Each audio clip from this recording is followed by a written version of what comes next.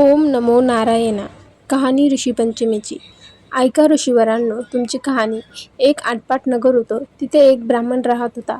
तो आपल्या शेतीभाती करून सुखानं नांदत होता. पुढे एके दिवशी काय झालं, त्याची बायको शिवेनाशी झाली, पण विटाळ तसाच घरात कालविला. त्या दोषानं काय झालं, तिचा नवरा पुढच्या जन्मी बैल झाला व त्या बाईला कुत्रीचा जन्म आला. देवाची करणी दोघेही आपल्या मुलाच्या घरी होती. तो मोठा धार्मिक होता. देवधर्म करी, श्राद्ध पक्ष करी, आपल्या ब्राह्मणांचा समाचार घेई. एके दिवशी त्याच्या घरी श्राद्ध आले. तेव्हा बायकोला म्हणाला, आज माझ्या बापाचे श्राद्ध आहे, खीरपुरीचा स्वयंपाक कर. ती मोठी पतिव्रता होती. तिनं 4 भाज्या केल्या, कोशिंबिरी केल्या, खीरपुरीचा स्वयंपाक केला. इतक्यात काय चमत्कार झाला. खिरीचं भांडं उघडं होतं. त्यात सर्पानं आपली गरळ टाकली. हे त्या कुत्रीनं पाहिलं. मनात विचार केला की ब्राह्मण खीर खातील नि मरून जातील. मुलांना ब्राह्मण हत्येचं पातक लागेल. म्हणून उठली, पटकन जाऊन खिरीच्या पातेल्यात शिवली. ब्राह्मणाच्या बायकोला राग आला. तिनं जळतं कोलीत घेतलं आणि कुत्रीच्या कमरेत मारलं. तो स्वयंपाक टाकून दिला. पुन्हा स्वयंपाक केला. ब्राह्मणांना जेवू घातलं. कुत्रीला काही उष्टपाष्ट देखील घातलं नाही. सारा दिवस उपास पडला. रात्र झाली तेव्हा ती आपल्या नवऱ्याजवळ म्हणजेच त्या बैलाजवळ गेली आणि आक्रोश करून रडू लागली. बैलानं तिला कारण विचारलं. ती म्हणाली, मी उपाशी आहे. आज मला अन्न नाही, पाणी नाही. खिरीच्या पातेल्यात सर्पानं गरळ टाकली, ती माझ्या दृष्टीस पडली.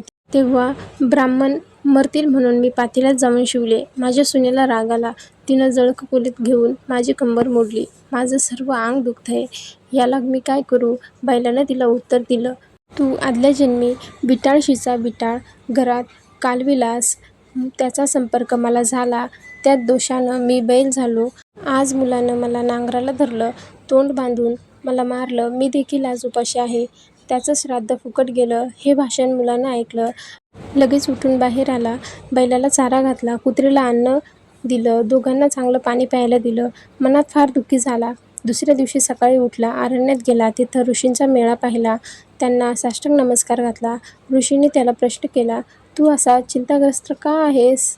तर त्याने मुलाने सांगितलं, माझ्या बापाला बैलाचा जन्म आला आणि आईला कुत्रीचा जन्म आला. त्यांना मोक्ष कसा मिळेल या चिंतेत मी पडलो आहे. काही करून उपाय सांगा. तेव्हा ऋषींनी त्याला सांगितले, तू ऋषीपंचमीचा व्रत कर. तो म्हणाला, हे व्रत कसं करावं? भाद्रपदाचा महिना येतो. चांदण्या पक्षातील पंचमी येते. त्या दिवशी काय करावं? ऐन दुपारच्या वेळी नदीवर जावं. आघाड्याची प्रार्थना करावी. त्याच्या काठानं दंतधावन करावं. आवळ काठी कुटून घ्यावी. तीळ कुटून घ्यावेत. केसाला लावावेत. मग अंघोळ करावी. धुतलेली वस्त्र नेसावी. चांगल्या ठिकाणी जावं. अरुंधतीसह सप्तऋषींची पूजा करावी. असं 7 वर्ष करावं. शेवटी उद्यापन करावे. या व्रताने काय होतं?